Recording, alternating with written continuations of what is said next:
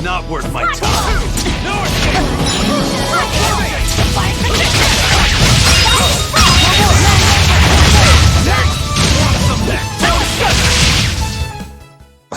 I won't improve by fighting weak.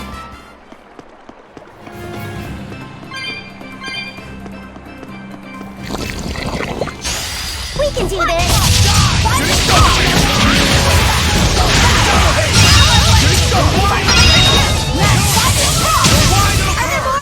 I did good, didn't I?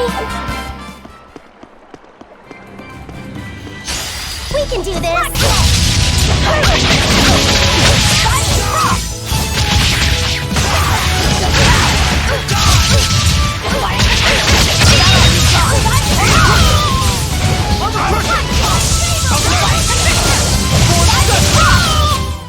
I unleashed all my power.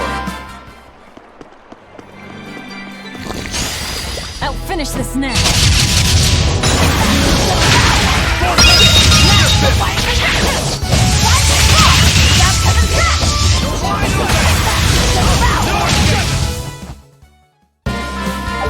I wish I had power like that.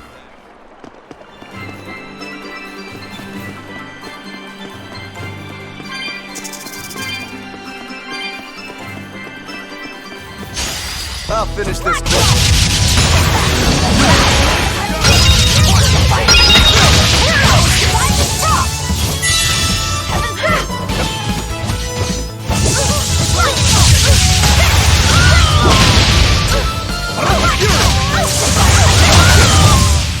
Nothing can stop these.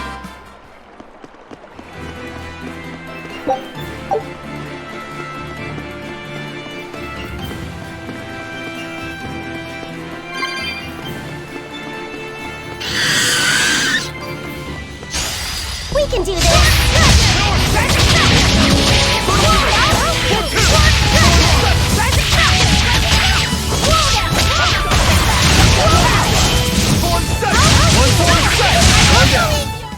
Sorry to cut you down.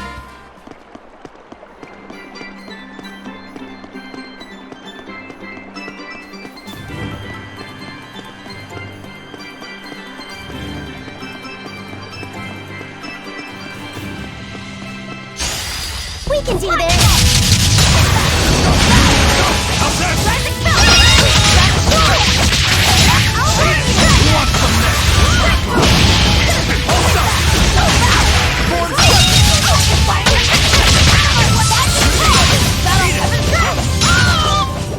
We're finished here.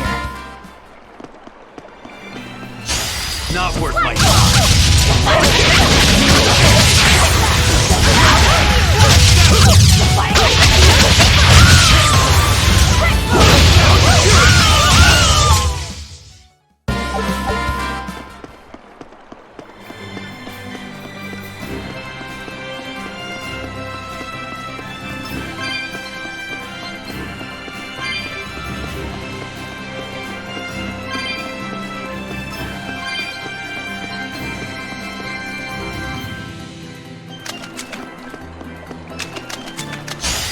I'll finish this now.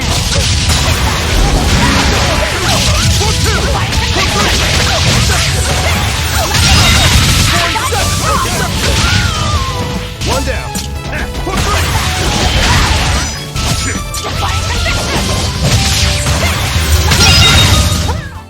Hey, is ever...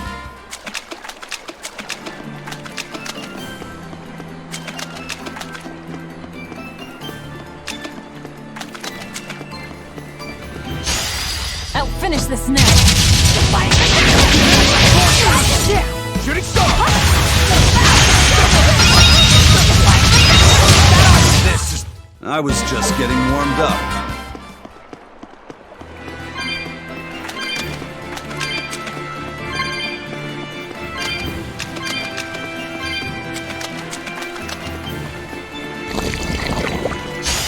I'll finish this book.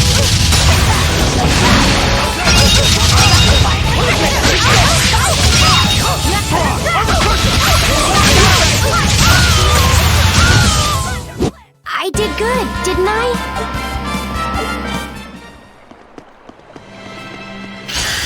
I'll finish this now.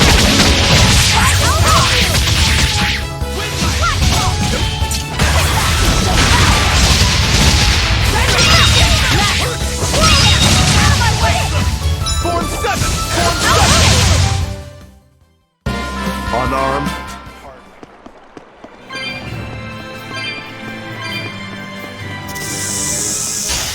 I'll finish this now.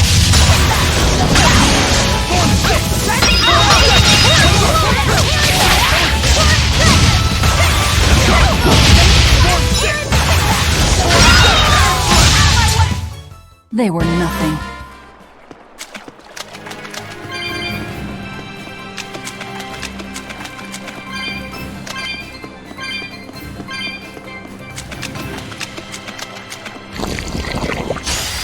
We can do this!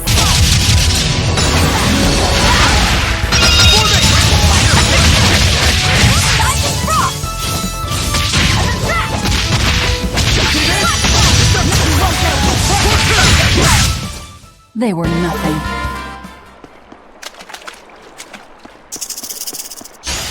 I'll finish this now.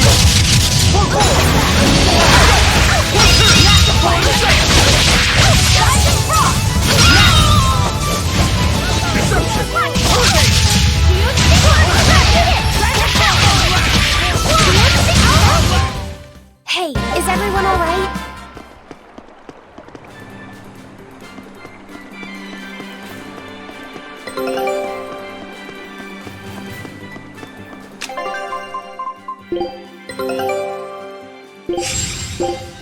Scout.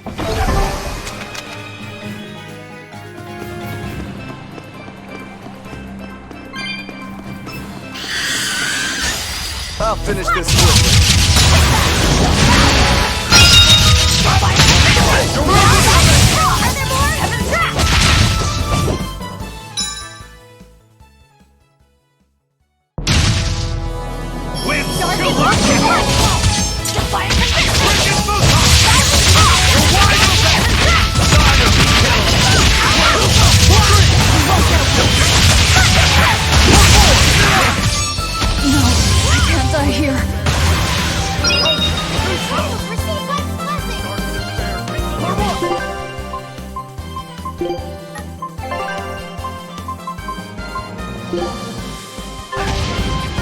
Disgraceful.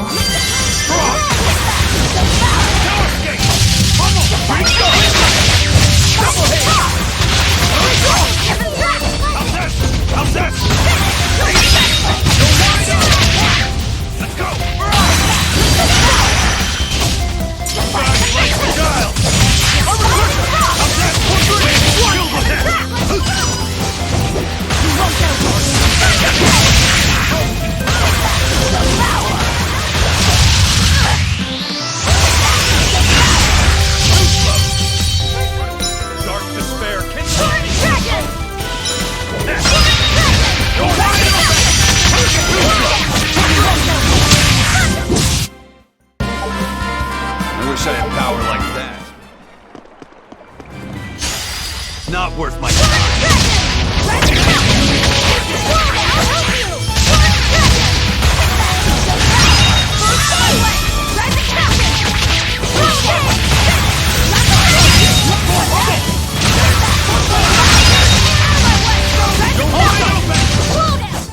Another victory.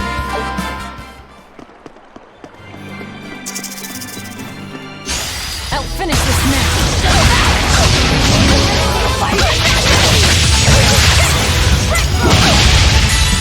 Snap for one! Hold up!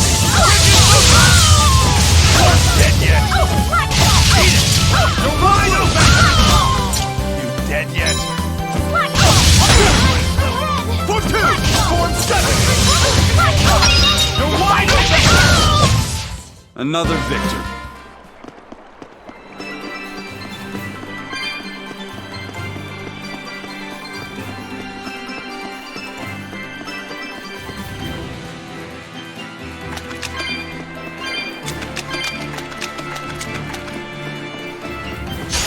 I'll finish this quickly.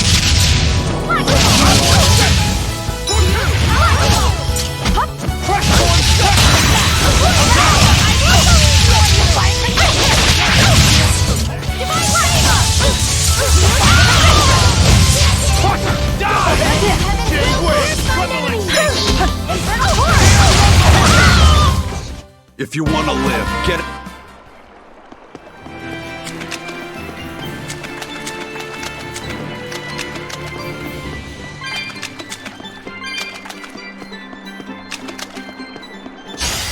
I'll finish this quickly.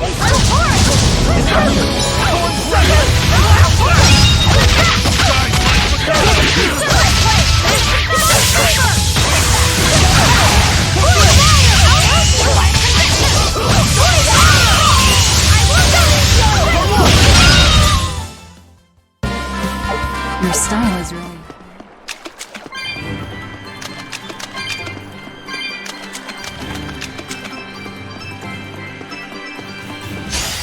Not worth my time.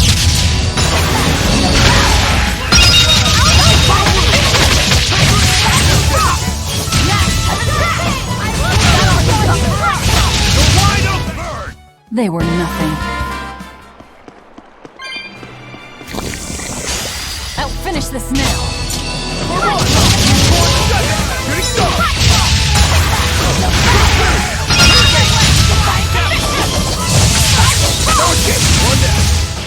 I did good, didn't I?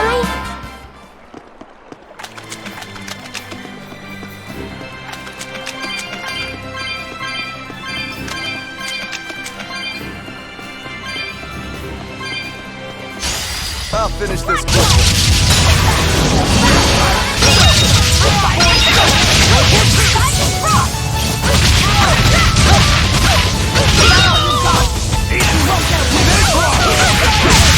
Wide open! Was that supposed to be a joke? We can do this!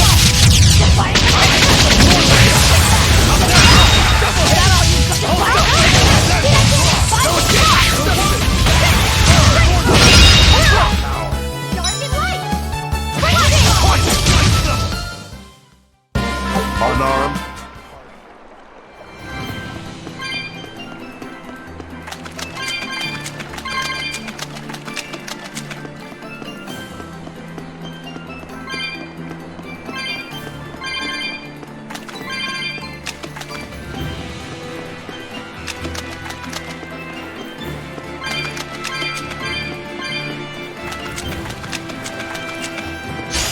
Not worth my time.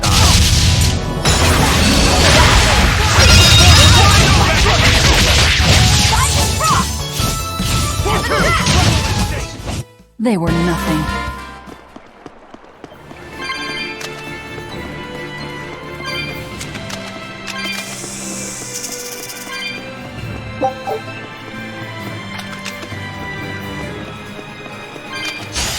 Not worth my time.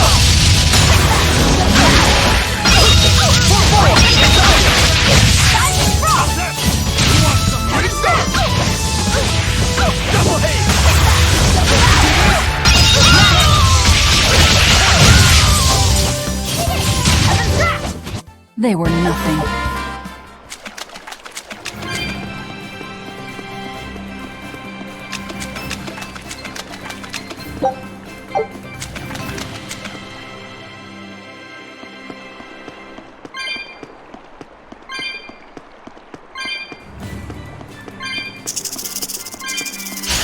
We can do this!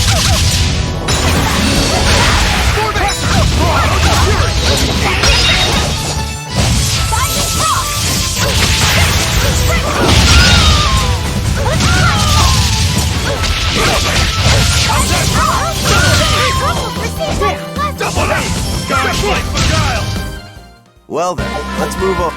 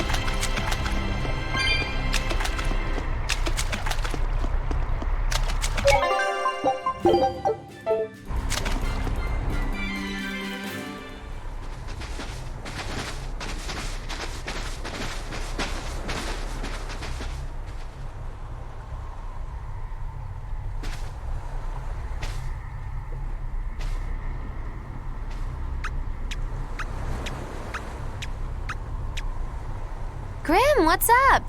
Did you come to share something else you found in that book? Not quite.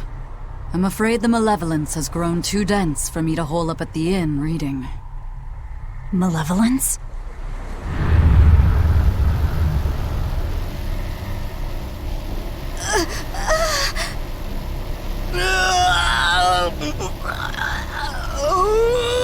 The hell?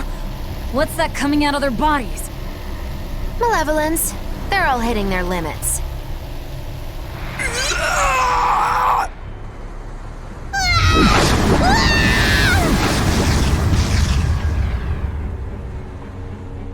Demon Blight!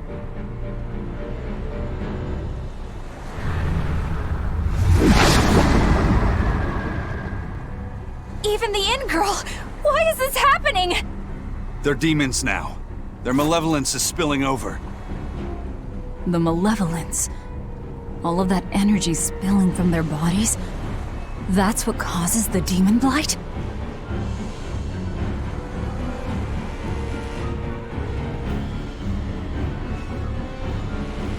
Do you know what demon blight really is? What demons are?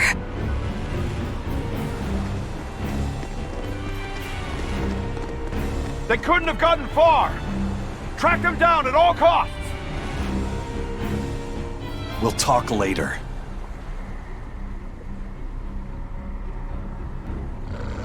The exorcists are going to have their hands full with these demons. Let's get back to the ship while we can.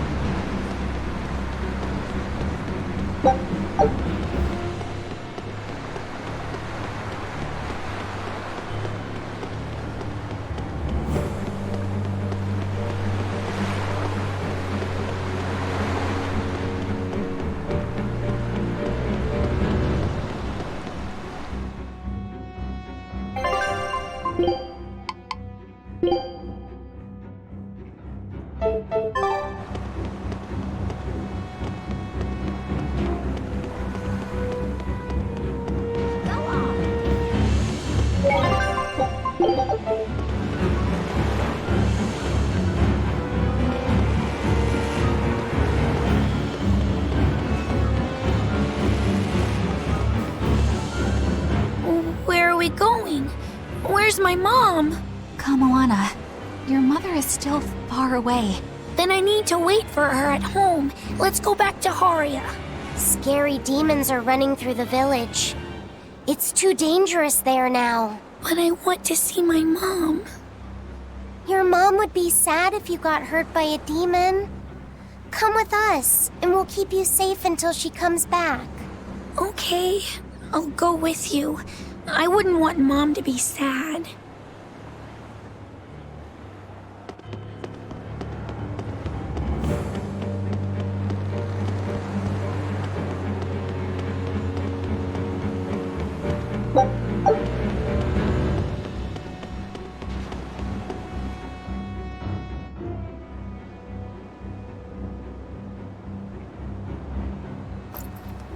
All right. You're going to tell me about the demon blight and malevolence. Are you seriously thinking of breaking the Moloch taboo? That depends. Moloch taboo? This is about more than just the demons. You could say it's the truth behind how this world really works. The knowledge can be devastating to humans, throwing into question everything they think they know. And so the Malachim agreed to withhold it from humans, for their own protection.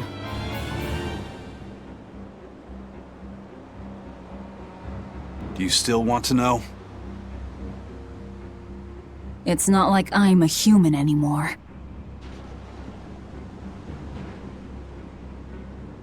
I can't keep lying to myself. I can't go on unless I know the truth. You asked for it.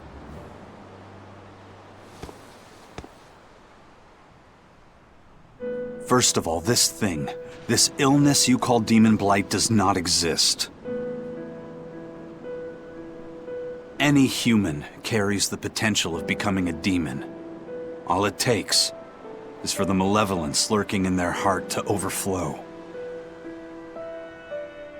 And what exactly is this malevolence? Impure emotions beyond what reason can suppress. Think of it as the sin buried in men's souls. So you knew. I'm a witch. So malevolence is the darkness in all our hearts. Make any sense to you guys? Any at all? When you put it like that, yeah, it makes a lot of sense. By nature, humans are incited by negative energy. It is easy to turn them towards impurity, creating malevolence. In fact, most people are constantly generating malevolence. It might even be possible that demons are people's true selves, and what little reason they possess is all that keeps them in human form. If the masses realize this, the realm would be thrown into utter chaos. That's why the Abbey propagates the lie of demon blight. So I presume. That can't be true! You know yourselves there weren't any demons before the opening! It used to be that humans couldn't see demons, or Malachim. Not unless they possessed a unique spiritual talent we call resonance. All your average human would see was someone turning extremely violent. Unable to explain what was happening, they'd just call those people possessed or feral. Then what made people see them all of a sudden? I don't know. My guess would be that something triggered greater resonance among all of humanity. And then, on the day of the Advent, all humans gained the ability to perceive Malachim. And in the following days, the exorcist numbers swelled. This has to be Artorius' doing.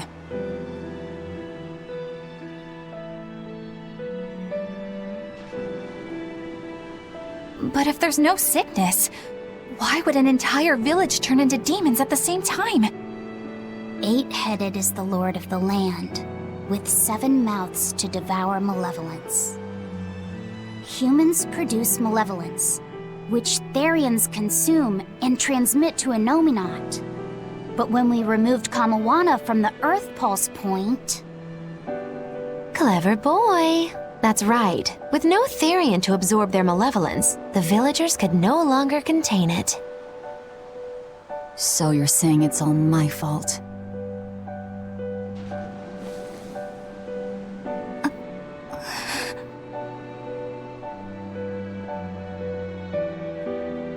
Hey, what's going on? You all look so sad. It's scaring me. On the other hand, at least now we know we can trust the contents of that ancient book. We tear the Therians away from their Earth Pulse points. Inominat's power will wane, and will prevent this awakening. But if we take away the Therians, then more and more humans will turn into demons. It's the only way to kill Artorius.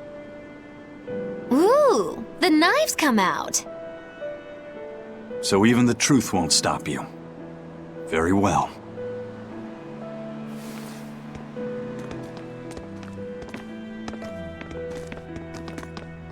Since each Therian looks different, we'll only find them by capturing the Earth Pulse points one by one. What separates humans and demons?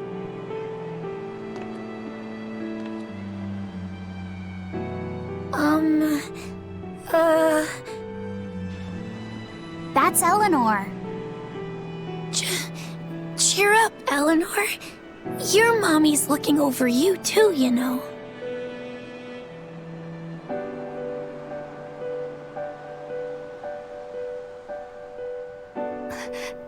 Yeah, so she is. Thank you. Come, Alana. Grimoire, I want you to tell me more about what you said earlier. About malevolence? I told you, the subject is taboo. I understand that human emotions create a poison called malevolence that turns people into demons. Is there no way to stop malevolence from being created? As long as humans remain human, no. Malevolence is born of emotion, you see. But your kind must have found a way around it. Malachim experience emotions too. But Malachim do not produce malevolence, unlike humans. That's a lie. I've watched a Malach turn into a demon. That only happens when we are exposed to too much external malevolence. True. The island was full of prisoners and demons. And Melchior hit that Malach with something that turned it into a wyvern. Was it malevolence? To Malachim, malevolence is a powerful toxin. We seek those of purity to serve as vessels to protect us from it. It is not a perfect solution, however. If the vessel is corrupted, the Malach is as well. That is correct.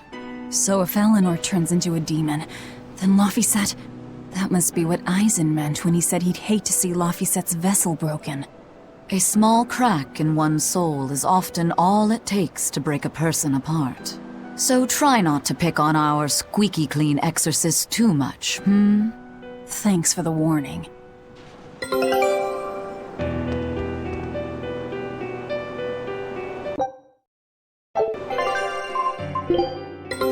Take a look at this.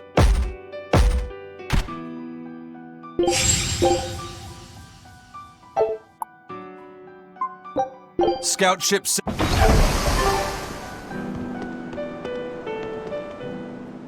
Sir, we just received a Sylph J from the boss of the Bloodwings. She has a job for us and wants us to meet her in Logres. How should we respond? Let's do it. Besides, we need to see if that demon in the villa was actually a Therian. Good point. And the Bloodwings might know something about the other Therians too. We're heading for Logres. Prepare to set sail. Ready anytime!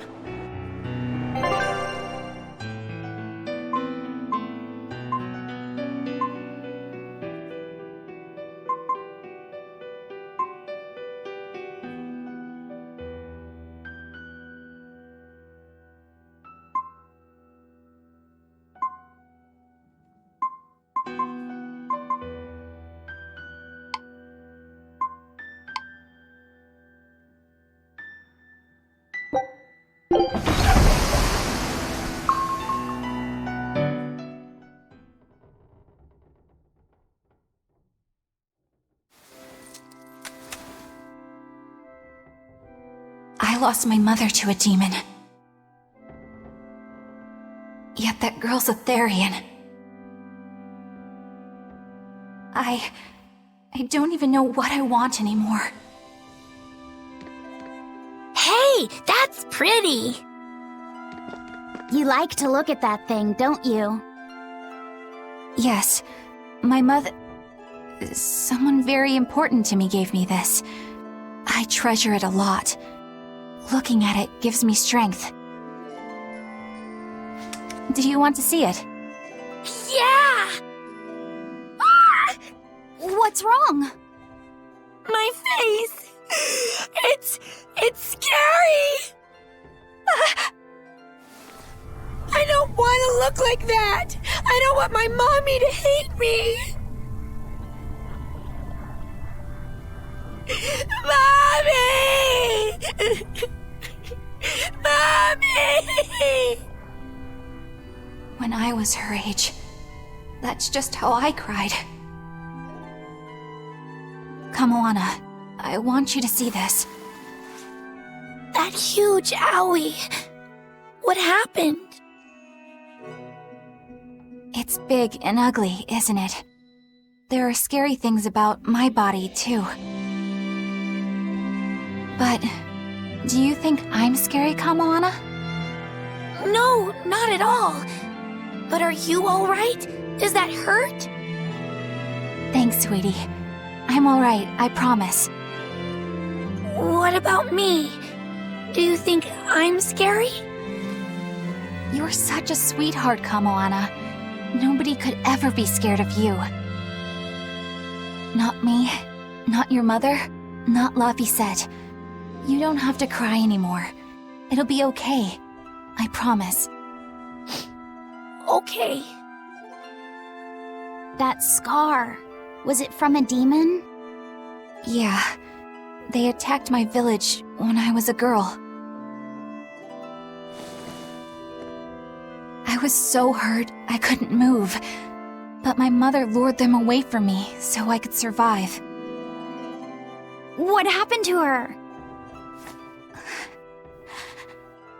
The last thing she said to me was, "Stay strong and keep living." Oh. Come to the deck. Grimoire says she's learned something from the book. Hey, why's your face so red? It's nothing. Somehow, I doubt that. It's nothing, I swear.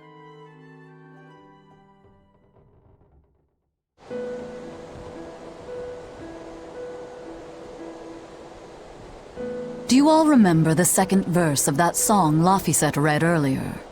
4 Empyreans may tear him asunder, but so long as there is one receptive to divine power, Therian shall be forever reborn in sight of the full crimson moon. Right. That's what I've gathered you all here to discuss. And we think that passage means that Innominat and the Therians will be revived by a chosen one, right? Yes, but the shall be forever reborn part kept bothering me. I've reconsidered my analysis. Suppose that instead of someone being chosen by Innominat to create Therians, the song means that Innominat chooses who becomes Therians. But so long as there is one receptive to divine power, Therians shall be forever reborn. What do you think that could mean? That someone receptive to Innominat's power will be reborn as a Therian. Like Kamoana.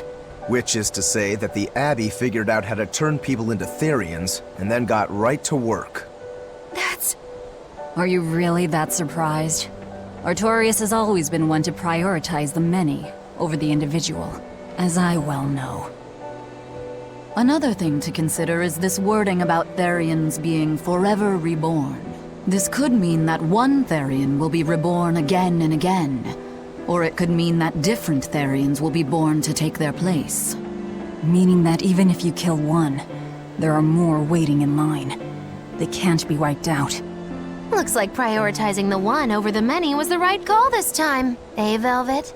I never said I wouldn't kill her, if it would prevent Innominat's reawakening. But Therians can't be killed. Not truly. So, in a nutshell, if you kill one, another person who's receptive to Innominat's power will be reborn as one. Right. But the song says that 7 mouths feed the body, so there's only so many around. If you don't kill them, the next ones won't be born. Exactly. So we remove the 7 Therians from their Earth Pulse points instead.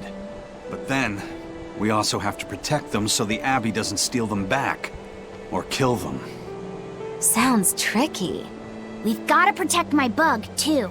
Yeah, you take real good care of that thing now. Got it? You bet I will. In that case, we should probably work on securing a proper hideout for ourselves. You got a secret base or anything, Eisen? It's every man's fantasy, but sadly, I don't. We need a hard-to-find spot. One where we can guarantee a steady supply of malevolence for the Therians. Somewhere devoid of people but full of malevolence. Real poser you got there. With the Abbey in control of the entire continent, finding a place like that will be easier said than done. Meanwhile, Inominat's reawakening draws ever closer. We'll have to keep collecting our Therians while we search for a hideout. For now, let's just get to Logris.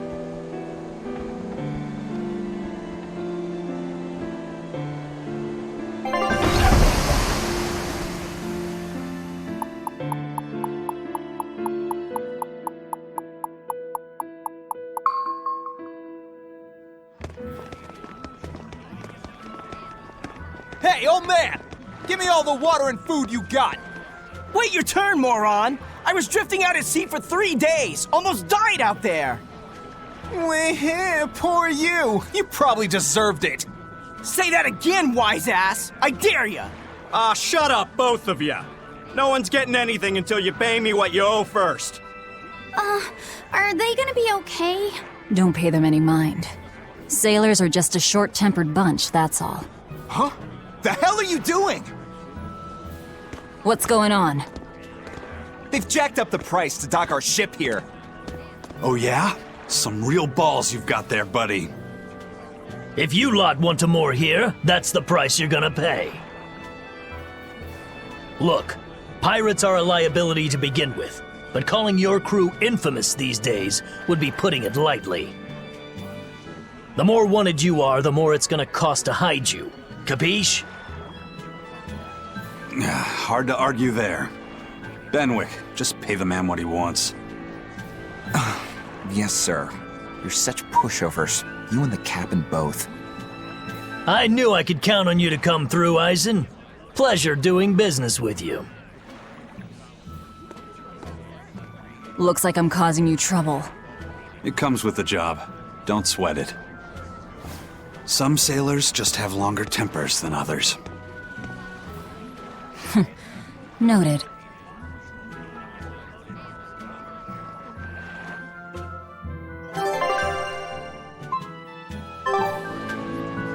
The map's getting filled in little by little. There's still a long way to go. It's a big world out there. Yeah, that's true. And a lot can happen on the waves. The far seas are unexplored territory for a reason. I'd imagine so. The seasons and the weather can change the sea completely. Oh. Do I sense a budding interest in the sea? Think you're feeling less apathetic about it now? I wouldn't say that. I was just reminded of something someone once said to me.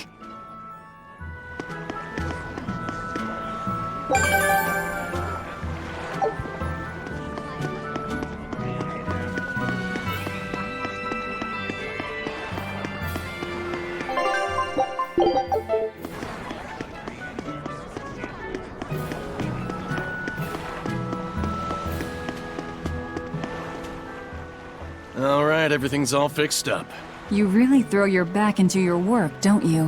Why shouldn't I? The Von Eltia's our pride and joy, our weapon. And most importantly, our home. I'm sure you've heard this before, but she's one odd-looking ship. The Von Eltia was built by the Kingdom 12 years ago, using the very best technology available. She was designed for search and seizure operations on the high seas. Apparently, her unusual design comes from an engineer who is familiar with technology from the far continent. But on her maiden voyage, a string of mysterious accidents took the lives of the captain, then the second, and then the third in command. People thought the ship was bad luck. She was about to be scrapped when Captain Eyfried came and snatched her for himself. If the ship was bad luck, why did Eyfried want it? Well, I'm sure part of it was that he wanted a sturdy ship, capable of reaching the far continent. But when I asked him why, he said, "She looks interesting." She's too interesting if you ask me. We've been chased by storms, struck by icebergs, attacked by a giant whale. You name it. 3 years ago when the first mate arrived, it all made sense. To think we'd been haunted by a Reaper the whole time. Oh, come on. Don't go blaming the captain and the first mate for every bad thing that happens. I bet you're all just frustrated because you're forced to go where they tell you.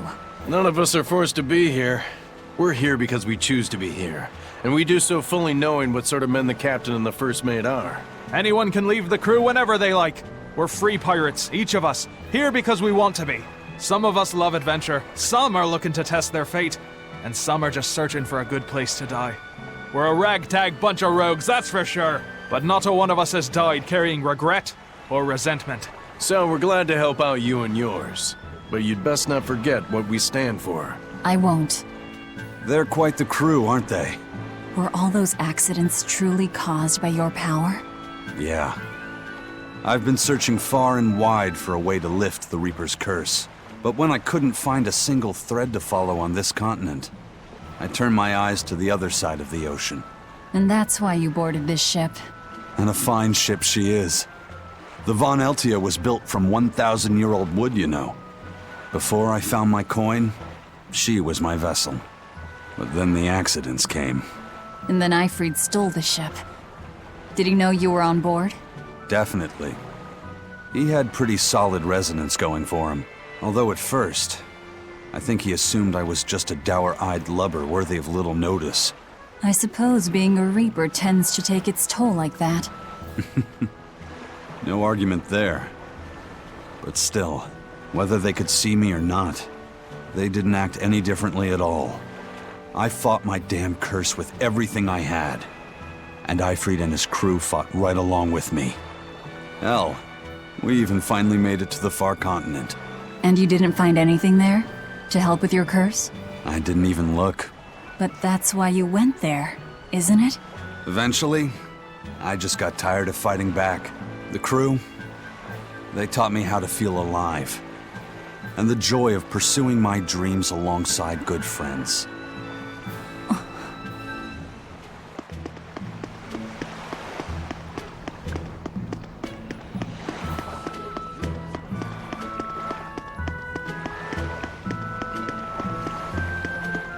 Just when are we gonna be allowed free access through Vortigern? Having to go all the way around it every time is far too inconvenient. If they insist on building a big gate over the sea, the least they can do is let honest folk through it. I get why you're upset, but maybe they just haven't been able to devote the resources to fix it after those savage demons wrecked the place. Look, those demons who attacked Helavis are still on the loose, aren't they? Yep. Standing right here. From what I heard, the demons who wrecked Vortigern were the same ones that killed the High Priest. What? No way. Wait a minute. The High Priest was killed? Yeah. The official story is that he's injured or sick or something, but I heard differently. Then no wonder they haven't had time for Vortigern. I hope the Abbey finds those demons quick. Those monsters need to pay for what they did.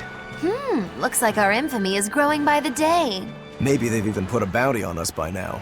They keep embellishing our escapades, though. I'm honestly a little hurt they're calling us monsters. The more they embellish, the easier it is for us to get around. Confusion and panic will only help us.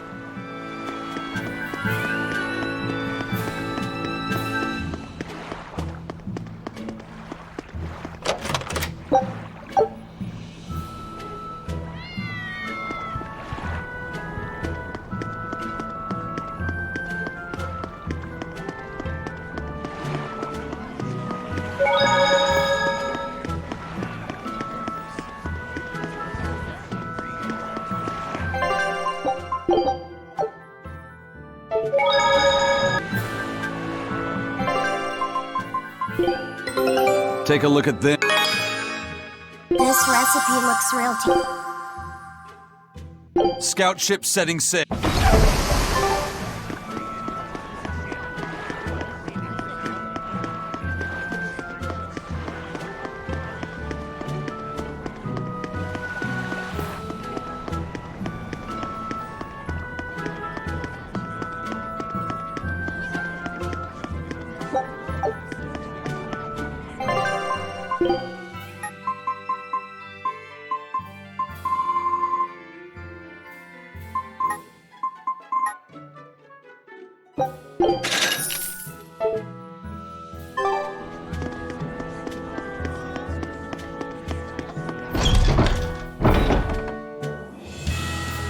The Bloodwing butterflies operate in the Empire's shadows. Not even the Abbey knows their full scope beyond whispers and rumor. And you all have a connection to them, don't you? Dark and interconnected is the underworld. We've heard voices in the shadows, glimpsed faces behind paper-thin masks. The attack on High Priest Gideon. Was that at their behest? Yeah, the Bloodwings asked us to take him out. We did it in exchange for information that could lead us to Artorias. Information? You would assassinate a man for mere information? Yes, information on the shepherd who rules the world. Not a bad deal if you ask me. We just work with them when our interests align. Nothing more. That's the kind of thin justification I'd expect to hear from them, too. But the Bloodwings were acting upon knowledge that the High Priest was harming the people of the city. You're right. The incident with the nectar was the church's failing. And it seems that the Bloodwing Butterfly Network goes further and deeper than we had thought. They knew about the barrier at the throne, too. And Velvet's expertise at dove mimicry. Would you stop bringing that up? Dove mimicry? What does that mean? I have no idea. There was a dove near the dock checkpoint. That's all. Huh? Right! It was a black, full-chested dove, wasn't it? Cuckoo! A black, full-chested dove? Is that some sort of underworld code word?